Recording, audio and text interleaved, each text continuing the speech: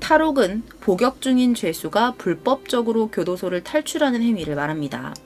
설계 단계부터 탈옥이 불가능하게끔 건설된 교도소를 탈출한다는 이야기는 많은 대중매체에서 이용된 단골 소재죠. 대표적으로 쇼생크 탈출, 프리즌 브레이크 등을 들 수 있습니다. 현실에서는 1997년의 신창원 탈옥 사건이 유명했었죠. 오늘 제가 준비한 사건 파일 리뷰 컨텐츠는 2012년 대구에서 벌어진 어처구니 없으면서도 두 눈을 의심하게 만든 탈옥 사건입니다. 2012년 9월 17일 아침, 대구 동부경찰서에는 한바탕 난리가 벌어졌습니다. 유치장에 수감 중이던 51세의 피의자 최 씨가 감쪽같이 사라져버렸기 때문이었는데요. 경찰이 유치장 내부를 이잡듯이 뒤졌지만 그가 빠져나간 흔적은 찾을 수가 없었습니다. 경찰서는 발칵 뒤집혔죠. 어떻게 이렇게 흔적 없이 사라질 수 있었던 것일까요? 경찰은 최 씨의 행방을 찾기 위해 유치장 CCTV를 확인하게 되는데요. 이 CCTV를 확인한 경찰들이 경악을 금치 못했습니다. 화면 속에서 보고도 믿을 수 없는 상황들이 펼쳐지고 있었던 것입니다. 이 CCTV에는 최 씨가 탈주하는 장면이 그대로 녹화되어 있었습니다. 사건은 새벽 4시 56분경부터 시작이 됩니다. 가장 먼저 이 유치장 안쪽에서 꿈틀거리는 최 씨의 움직임이 감지됩니다. 그는 천천히 몸을 뒤척이며 유치장 내부를 살폈는데요. 이후에 알 수 없는 행동을 하기 시작합니다. 자신이 입고 있었던 반소매 티셔츠를 벗고 얼굴과 등, 목과 배에 이상한 물질을 바르기 시작한 거예요. 한동안 이렇게 수상한 행동을 반복하던 최 씨는 이번에는 철창 쪽으로 다가갑니다. 그러더니 이 배식구 창살에도 그 몸에 발랐던 이물질을 똑같이 바르기 시작합니다. 그리고 자신이 탈출하고 난 이후에 빠르게 추적당하는 것을 피하기 위해서 누워있던 모포 속에는 책과 옷을 채워 넣어서 마치 사람이 있는 것처럼 숙였습니다. 이렇게 최 씨의 탈주 준비가 마무리됩니다. 그리고 여기서부터 정말 눈으로 보고도 믿기 어려운 그의 행동이 시작됩니다. 최 씨는 엎드린 상태에서 머리를 배식구에 밀어 넣기 시작합니다. 여의치 않자 다시 자세를 고쳐서 옆으로 몸을 돌리더니 곧 머리가 배식구 밖으로 빠져나와요. 이어서 오른팔을 배식구 밖으로 꺼낸 다음 몸을 비틀어 어깨까지 빼냈습니다. 왼쪽 어깨도 같은 방법으로 통과합니다. 배 부분까지는 나가는데 성공했지만 엉덩이가 창살에 걸립니다. 그러자 바지를 내려서 몸을 흔들면서 창살을 빠져나가는데 성공합니다. 키는 163cm였고요. 몸무게 52kg에 불과한 이 최 씨가 가로 45cm, 세로 15.2cm의 배식구를 빠져나오는데 걸린 시간은 34초밖에 걸리지 않았습니다. 아무리 왜소한 체구라고 하더라도 높이 15cm, 성인 남성 한 뼘에도 못 미치는 구멍을 빠져나오리라고는 그 누구도 상상할 수 없었겠죠. 이렇게 배식구를 빠져나온 최 씨는 근무 중인 경찰을 따돌려야 하는 마지막 관문을 앞두고 있었습니다.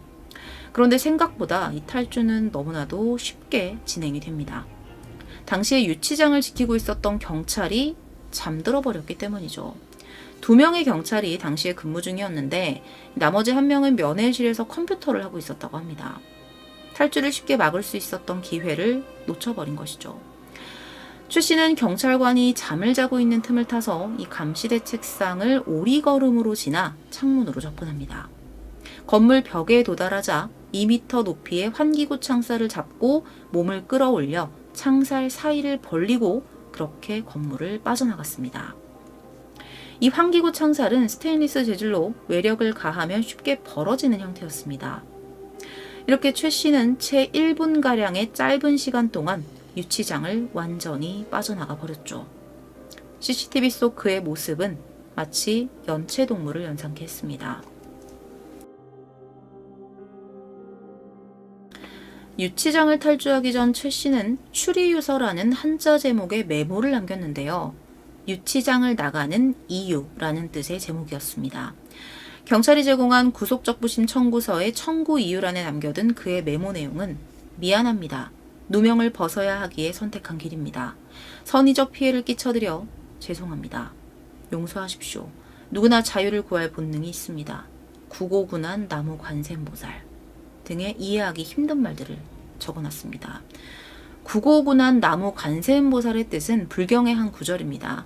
자비로 중생의 괴로움을 구제하고 왕생의 길로 인도하는 불교의 보살을 말한다고 합니다.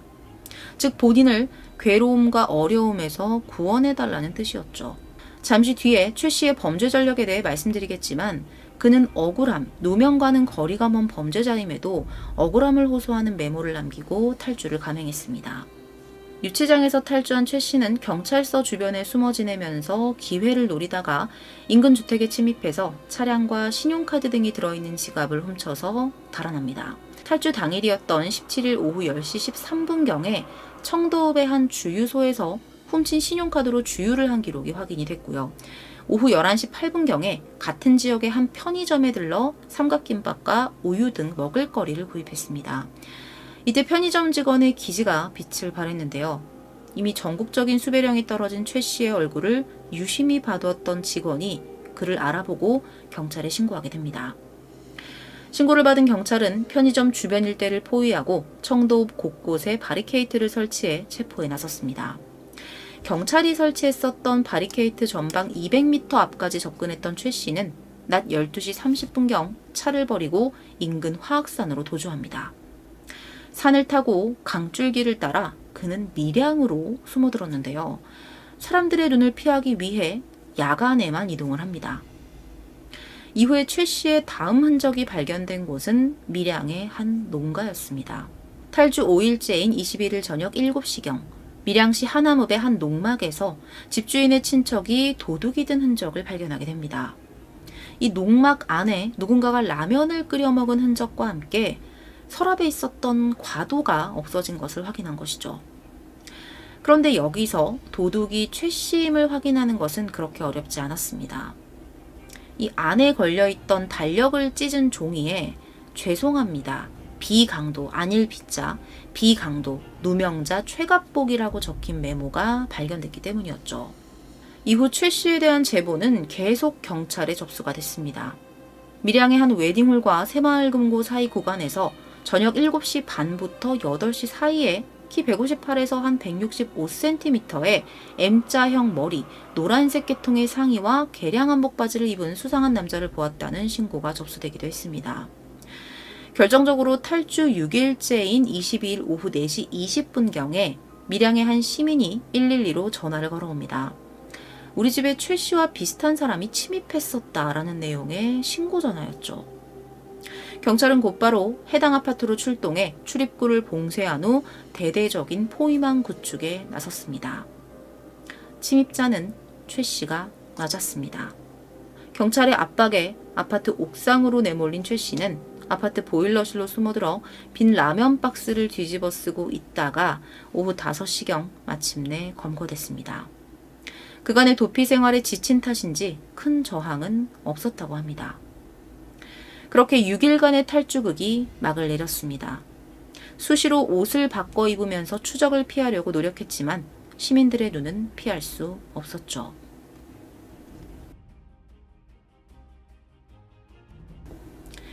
이렇게 최 씨가 검거되면서 사건의 전말이 드러나기 시작합니다. 최 씨는 이미 탈주를 감행하기 전 이틀 동안 3차례에 걸쳐 예행 연습을 한 것으로 밝혀졌습니다. 그리고 CCTV에서 최 씨가 이물질을 몸에 바르는 모습이 보였다고 말씀드렸는데요.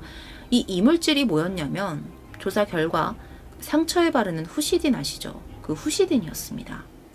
경찰은 당초에 비누나 샴푸, 이게 미끈미끈한 그런 것들로 예상을 했었지만 실제로는 후시딘이었던 거죠. 그런데 이 유치장에는 외부 물건이 모두 압수가 되거든요. 그런데 어떻게 이 후시딘이 이 안으로 반입될 수 있었던 것일까요? 사실 후시딘은 최 씨가 가지고 들어온 것은 아니고요. 피부염이 굉장히 심했던 다른 유치인이 경찰에게 건네받았던 것이었습니다. 다른 유치인이 몸에 후시딘을 바르는 것을 본 최 씨가 이것을 빌려서 몸에 바르고 탈주한 것이죠. 바르면 좀 번들거리고 미끌거리잖아요. 규정상 유치장에서는 유치 생활에 필요한 물품을 제외하고는 절대로 개인 물품을 소지할 수 없도록 되어 있습니다. 유치인이 소지하고 있는 불필요한 물품은 모두 경찰이 압수하도록 되어 있죠. 하지만 경찰은 후시딘을 다시 회수했어야 하는데 회수하지 않았고 이 작은 고리가 탈주까지 이어졌던 것입니다. 그런데 경찰 조사 결과 더 놀라운 사실이 알려졌습니다. 최 씨의 탈주가 이번이 처음이 아니었다는 것인데요. 그는 이미 1990년 대구 일대 금은방과 주유소를 대상으로 총 13차례에 걸쳐 금품을 턴 혐의로 경찰에 붙잡혔었습니다. 그 후에 대구교도소로 이송되던 중 도로 정체로 경찰 호송버스가 서행하자 포승을 풀고 헐거워진 쇠창살을 뜯은 후 세로 20cm가량의 틈으로 탈출했다가 3일 뒤 다시 검거되었었다고 합니다. 사실 과거 전력이 있는 만큼 더욱 주의 깊은 관리가 필요했던 사람이었습니다. 1962년 부산에서 태어난 최 씨의 인생은 범죄로 물든 삶이었습니다. 인생의 절반 가까이를 교도소에서 보냈죠. 탈주 당시의 나이는 51세였는데 감옥에서만 총 23년 8개월을 보냈습니다. 초등학교 5학년 때 학교를 그만두고 16살이었던 1977년 절도죄로 8개월형을 선고받은 것을 시작으로 2012년 탈주 전까지 전과만 무려 25범에 달하는 중범죄자였습니다. 절도 10건, 마약 2건, 준강도 2건, 사기 1건, 강간 2건, 강도미수 1건, 폭행 무면허 등등 범죄의 종류도 다양했습니다. 무엇보다도 가장 악질적인 범죄는요, 2008년에 한 여중생을 상대로 저지른 성범죄였습니다. 당시 알코올 중독으로 입원한 병원에서 이 같은 병실에 있던 환자에게 면회를 왔었던 이 여중생을 취직시켜주겠다는 핑계로 유인해서 범죄를 저질렀던 것입니다. 하지만 당시 법원은 고작 4년형을 선고하는데 그쳤습니다. 2012년 유치장에 들어와 있었던 이유도 강도상해를 저질렀기 때문이었습니다. 이 사람이 4년을 복역한 뒤에 출소해서 페인트 장사를 한다고 속이고 한 상가 건물을 빌립니다. 여기서 불법 유사휘발유 판매를 시작하는데 주인이 이를 알아채고 임대계약을 해지하고 창고를 비워줄 것을 요구해요. 주인 입장에서는 이럴 수밖에 없죠. 하지만 최 씨는 못 나가겠다면서 버텼고요. 며칠에 걸친 신랑의 끝에 쫓겨나게 됩니다. 그리고 이에 앙심을 품은 최 씨가 새벽을 틈타 건물 2층에 있던 주인 집으로 침입합니다. 그의 손에는 골프채가 들려 있었습니다. 하지만 창문이 삐걱거리는 소리에 주인이 잠에서 깼고 격투를 벌인 끝에 도주합니다. 이로 인해 수배된 최 씨는 2달여간의 도주 끝에 한 저수지에서 붙잡혀 유치장에 수감됩니다. 경찰 조사에서 최 씨는 범행 당시에 훔치려 했던 것은 돈이 아니라 임대차 계약서였고 더 맞은 것은 자신이며 골프채를 휘두른 것은 정당방위였다고 항변합니다. 침입을 하는 사람이 정당방위를 준비하면서 골프채를 챙겼다는 것은 이미 처음부터 말이 되지 않죠. 그리고 임대차 계약서는 계약 당사자끼리 한 부씩 나눠 가지는 것이 원칙이고 계약이 해지된 상황에서 그것을 훔치려 했다는 것은 설득력이 떨어지는 얘기였습니다. 결국 최 씨가 이 사건으로 강도상해 혐의를 받은 것이 억울하다고 여겨 유치장에서 탈출을 결심했던 것입니다. 유치장 탈주로 일대를 떠들썩하게 만들고 경찰서를 뒤집어 놓은 최 씨는 도주와 준특수강도 미수 등의 혐의로 기소되었습니다. 2013년 1심 재판부는 최 씨에게 징역 7년을 선고합니다. 같은 해 열린 2심 재판에서 준특수강도 미수는 증거가 부족하다며 징역 6년으로 감형이 됐고요. 최 씨가 재심을 청구하면서 추가로 6개월이 더 감형되어서 최종 형량은 5년 6개월이 됐죠. 이후 최 씨는 조금 뉘우치는 삶을 살았을까요? 아니었습니다. 그는 이후에도 끊임없이 사고를 일으켰습니다. 지난 2018년 만기 출소했던 최 씨는 불과 11일 만에 병원에서 나체로 난동을 부리다가 경찰에 붙잡히는 소동을 벌였다고 하는데요. 이 대구의 한 병원을 찾아가서 아무런 이유도 없이 나체 상태로 20분 동안 난동을 부렸고요. 조사 결과 난동을 부리던 당시 최 씨는 마약에 취한 상태였습니다. 이 난동을 부리기 이틀 전에도 대구에 있던 한 식당에 들어가서 누군가 나를 죽이려 한다면서 알루미늄 막대를 들고 나가 앞에 주차되어 있던 에쿠스 승용차를 마구 내리쳤다고 합니다. 승용차 앞유리와 운전석 유리, 조수석 백미러 등이 모두 부서져서 수리비만 400만 원 가까이 나왔다고 해요. 유치장 탈주 사건은 많은 화제를 남겼습니다. 경찰이 최 씨가 탈주하는 장면이 담긴 CCTV 공개를 극구 거부했다가 한 방송사에 의해 적나라하게 공개되기도 했는데요.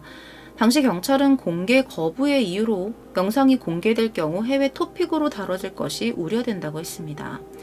하지만 결국 영상이 공개되면서 탈주 당시 근무했던 경찰관들은 감봉 등의 징계를 피할 수 없었다고 합니다. 최 씨처럼 오랜 시간 끝없이 문제가 될 만한 사건과 사고를 일으키고 다니는 범죄자들은 많습니다. 그들이 처벌을 받고 난 이후에도 반복적으로 그리고 지속적으로 사회에 악이 되는 행동만을 골라 하면서 그 삶의 고리를 끊지 못하는 이유는 도대체 어디에 있을까요? 여러분들의 다양한 의견을 댓글을 통해 남겨주시기 바랍니다.